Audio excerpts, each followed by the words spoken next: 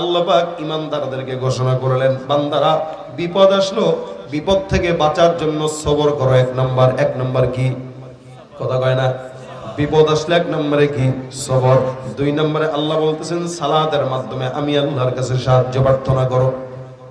সাহাবী আবু মুআল্লাক রাদিয়াল্লাহু তাআলা একজন বিখ্যাত সাহাবী, আনসারী সাহাবী বিজনেসম্যান ছিলেন, ব্যবসার জন্য কখনো কখনো সফরে বের হতেন। উনি একদিন সফরে গেলেন, কখনো কখনো বিশাল বড় কাফেলার সঙ্গে সফরে বের হতেন, আবার কখনো কখনো একাকী সফরে বের হতেন। আনসারী সাহাবী সফরের হালতে বের হইলেন ব্যবসার জন্য, বিশাল মালপত্র নিয়ে উটের বোঝাই করে তারপরে সফরে গেছেন। প্রতিমধ্যে মরুভূমির মাঝখানে উনি এক জায়গায় তাঁবু গাড়লেন বিশ্রাম নেওয়ার জন্য। হঠাৎ করে মরুভূমির মাঝখানে তাকায় দেখে চতুর্দিক থেকে ডাকাত তারা ঘেরাও করে ফেলছে। এই যে বাংলাদেশের বর্তমান যে সময়টা চলতেছে, ডাকাত সট্টাচোর বেশি না? এই রমজানে যে পরিমাণে চুরি ডাকাতি হয়েছে, অন্য কোন রমজানে এরকম চুরি ডাকাতি হয় নাই। এই রমজানে যে পরিমাণে ধর্ষণ হয়েছে, অন্য কোন রমজানে এরকম ধর্ষণ হয় নাই। আসিয়ার মৃত্যু থেকে শুরু করে এত পরিমাণে গুনাহ রমজানে হয়েছে, কারণ আল্লাহ পাক রমজান অতি দ্রুত শেষ করে দিয়েছে। কদর করতে পারোস নাই, দিয়া লাভ কি? যা ছিনাই নিলাম। ভাইরা আমার, চুরি সন্ত্রাসী বাড়লে বিচার ইসলাম দিছে কি দেয় নাই? কি দিছে? চোরের কি বিচার? কথা কয় না? চোর চুরি করলে কি বিচার? জোরে বলেন, কি কাটা? আমাদের দেশ থেকে যারা পালিয়েছে এদের যদি হাত কাটা হইতো, তাহলে দ্বিতীয় কোন চোর আর চুরি করে টাকা ওপারে প্রকাশ করার, পাচার করার সুযোগ পাইতো না। একটা চোরের যদি হাত কাটা হতো, কিন্তু আপনারা তো এলাকায় একটা চেষ্টা চোরকে দেখলে মারতে মারতে অজ্ঞান বানায় ফেলেন, কিন্তু সমাজের সবচেয়ে রাগুল বল চোরদেরকে দেখলে 14 বার সালাম দেন। এজন্য তো শান্তি হয় না। যাদের হাতে যায় ক্ষমতা, দেশ যেন বাপের ভিটা, রাখতে চেয়ার শুরু করে বিদেশিদের পাচাটা। যাদের হাতে যায় ক্ষমতা, দেশ যেন বাপের ভিটা, রাখতে চেয়ার শুরু করে বিদেশিদের পাচাটা। বিদেশিদের কথা মতো চালায় ওরা নিজের দেশ, দেখতে দেখতে গোল্লায় গেল আমার সোনার বাংলাদেশ। ঠিক কিনা? কেউ দিল না, সবাই নিল, আমরা যে কলুর বলদ, সারা বছর নেয় না খবর, নির্বাচনে খুব দরদ। কেউ দিল না, সবাই নিল, আমরা যে কলুর বলদ, সারা বছর নেয় না খবর, নির্বাচনে খুব দরদ।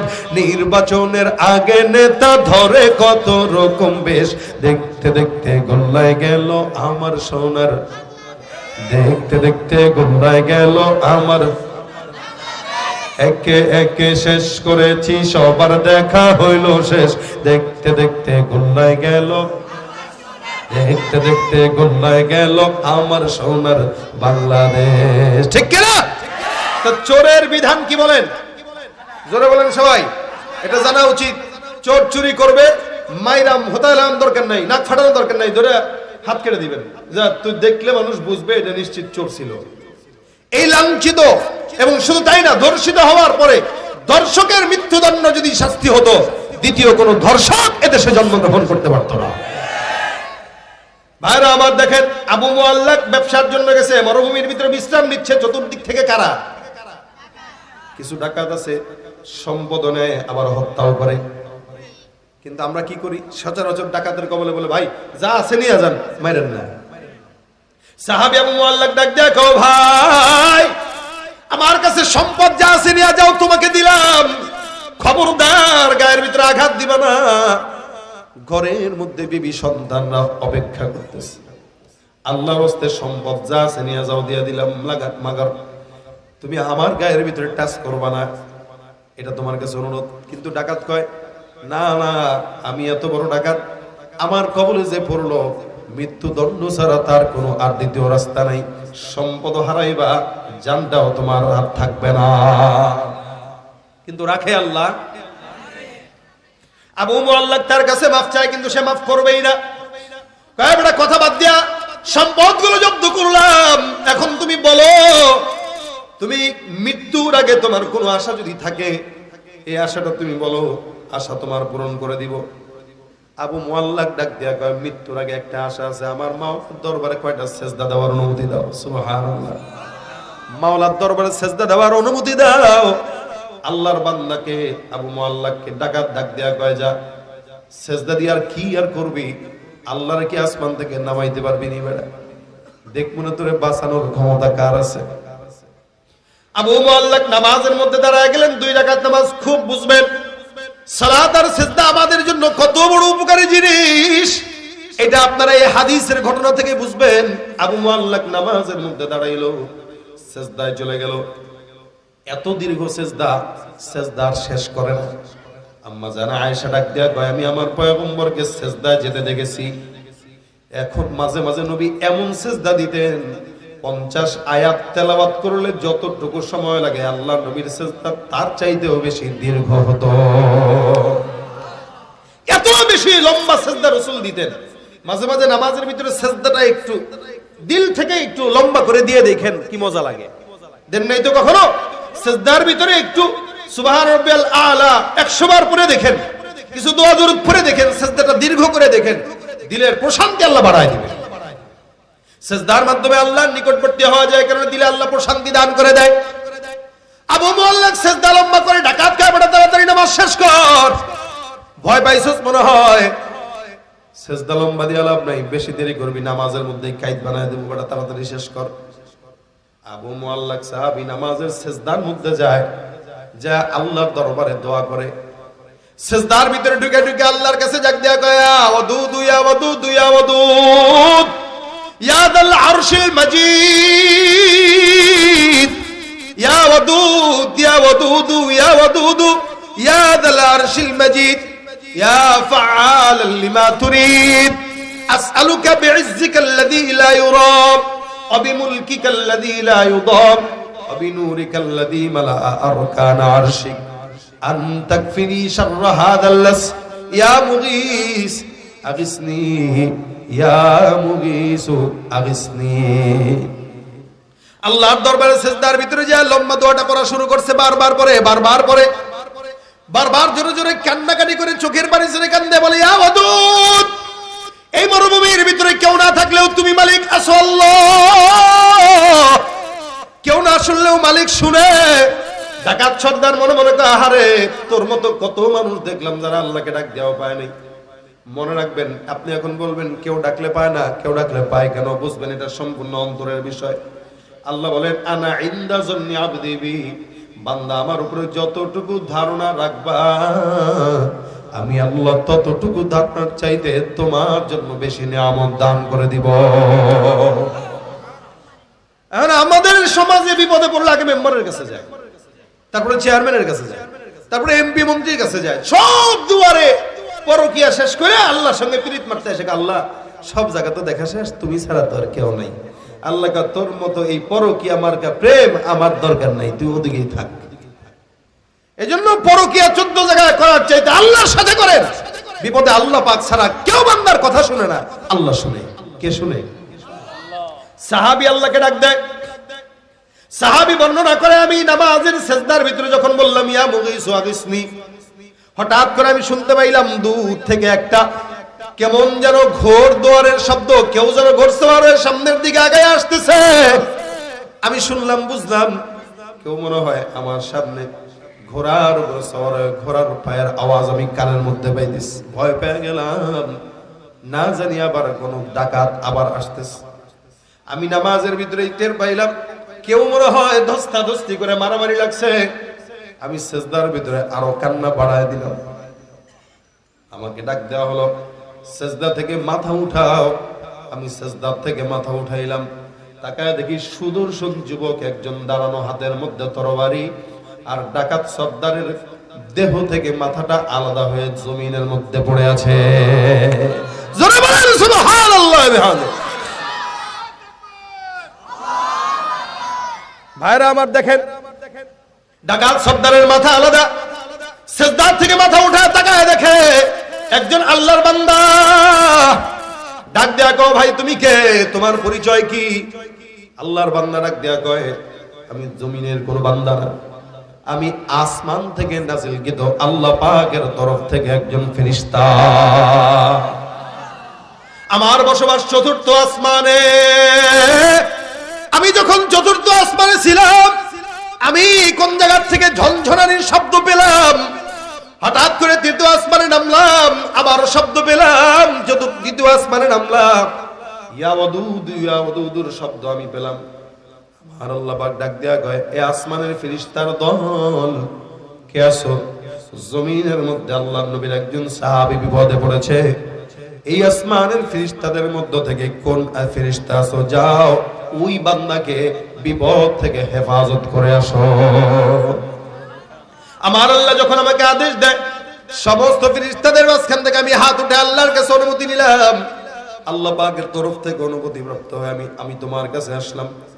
তুমি যে নামাজের সিজদায় যে দোয়াটা করলা, এই দোয়াটা করার সাথে সাথে আমার মাওলা পাকের কুদরতের মহব্বতের সাগরের মধ্যে ঢেউ খেলে গেছে, যার কারণে আল্লাহ পাক আসমান থেকে আমার মতো নগণ্য ফেরেশতাকে এরকম একটা নেক কাজ করার জন্য পাঠায় দিলেন। আচ্ছা বলেন, ১,৫০০ বছর আগে একটা ফেরেশতাকে দিয়ে আল্লাহ পাক একজন বান্দাকে বাঁচাইলেন, সেই আল্লাহ এখনো আছে, ফেরেশতাও আছে, মানুষও আছে, জমিনও আছে, নাই শুধু মানুষের তাকওয়া আর ইখলাস। না তো এখনো যদি আমরা চাই, আল্লাহ কি দিবে কি দিবে না? সিজদা এমন একটা জিনিস, বদরের যুদ্ধে আমার পয়গম্বর গেলেন, সাহাবা একরাম ৩১৩ জন, কাফেররা কয় হাজার, কথা কয় না ১,০০০, ১,০০০ মোকাবেলায় ৩১৩। তাও মুসলমানদের কাছে তরবারিও নাই, ঢাল ধরাও নাই, পারাও নাই, কিছুই নাই। আলী রাদিয়াল্লাহু তাআলা বর্ণনা করে বলে, আমি আল্লাহর নবীর কাছে যায় দেখি পয়গম্বর সিজদায় পড়ে আছে। আমি ভাবলাম নবী কি করেন একটু দেখে আসে, কিন্তু আমি যায় দেখি আমার পয়গম্বর নামাজের সিজদার মধ্যে আল্লাহর কাছে ডাক দেয়, ইয়া হাইয়ু ইয়া কাইয়ুম।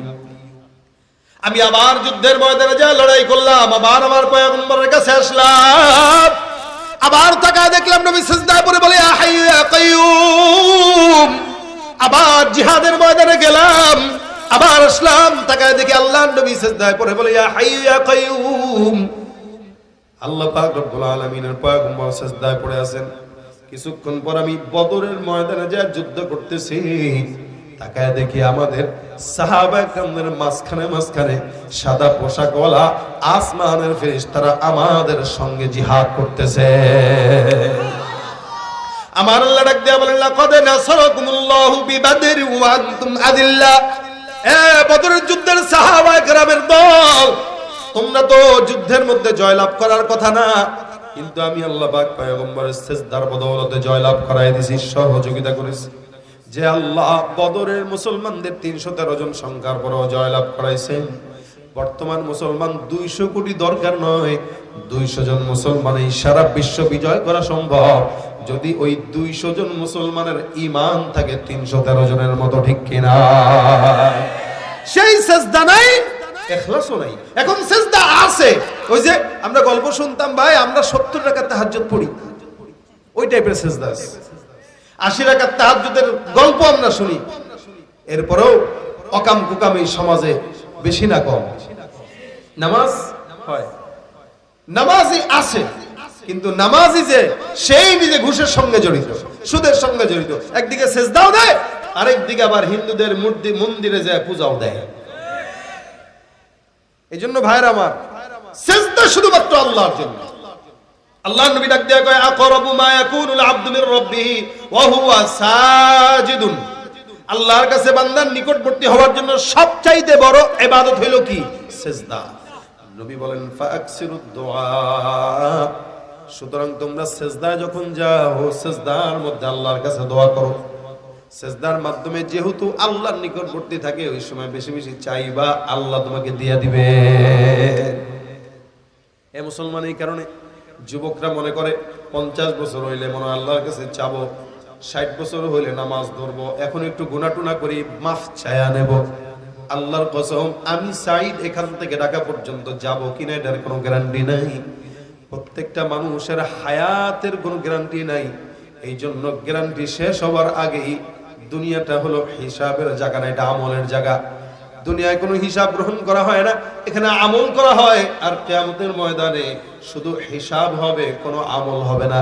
সুতরাং আমলের খাতা বন্ধ হবার আগেই এটার হিসাব, এটা ভরা যায় কিভাবে, সেই চিন্তা করাটাই হলো একজন ইমানদারের কাজ। অনেক বুজুর্গানদের হালত এরকম ছিল, সাকরাতুল মাউত চলে আসছে, জবান দিয়ে লা ইলাহা ইল্লাল্লাহ লা ইলাহা ইল্লাল্লাহ জিকির করতেছে, নামাজ পড়তেছে, তো পাশ থেকে খাদেমরা বলতেছে হুজুর মৃত্যু আসবে আসবে ভাব, একটু শুয়ে শুয়ে কিছু আমাদেরকে বলেন আমরা শুনি। আপনি এই মুহূর্তে জিকির করতেছেন, নামাজ পড়তেছেন, তা কেমনে? সাহাবী এই আল্লাহওয়ালারা বলতো, আচ্ছা বলো তো আমি মারা যাওয়ার পরে কি আমার কোনো আমল লেখা হবে? কয় না, লেখা হবে না। কয় তাহলে আমি যতক্ষণ বাঁচবো ততক্ষণই আমল লেখা হচ্ছে, ফেরেশতারা এখন আমল গুটায় নিতেছে আস্তে আস্তে, সুতরাং গুটায় নেওয়ার আগে যতটুকু ঢুকানো যায় ততটুকুই কামিয়াব, এরপরে আর ঢুকানোর সুযোগ নাই। এজন্য আমি এই সময় এখন তড়িঘড়ি করে বেশি বেশি জিকির করতেছি, বেশি বেশি সেজদা দিতেছি। এটা ছিল আমাদের আকাবিরদের কাজ। আর আমাদের কাজ না, মৌত হওয়ার আগ পর্যন্ত আমরা যত গুনাহ করতে পারি করি, আল্লাহর কাছে কবরে যাওয়ার পরে হিসাব নিকাশ করবো না, আল্লাহ মাফ করে দিবেন।